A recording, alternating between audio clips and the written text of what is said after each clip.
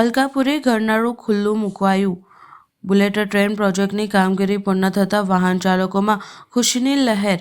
વડોદરાના અલકાપુરી વિસ્તારમાં bullet train project અંતર્ગત ચાલી રહેલી કામગીરી પૂર્ણ થતાં લાંબા સમયથી બંધ રાખવામાં આવેલ અલકાપુરી ગરનાળું અંતે વાહન વ્યવહાર માટે ખુલ્લું મૂકવામાં આવ્યું છે.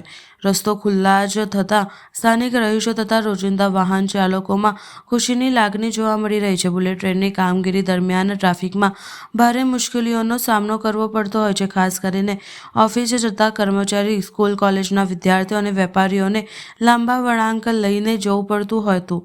હવે ગરનાળું ખુલ્લું થતાં ટ્રાફિકના ભાર ઘટશે અને સમયની બચત થશે એવી આશા વ્યક્ત કરવામાં આવી રહી છે.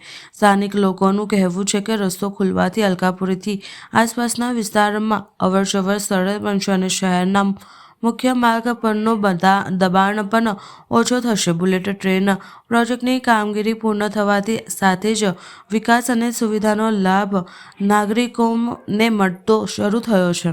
26 ડિસેમ્બરથી બંને સાઈડના ગરનાળા બંધ કર્યા હતા અલકાપુરીના, જેની પરમિશન એ લોકોએ 12 તારીખ સુધી લીધી હતી, 12 જાન્યુઆરી સુધી. પરંતુ એમનું કામ વહેલું પતી જવાથી એમણે ગઈકાલ રાત્રે ગરનાળા ખોલી નાખ્યા છે.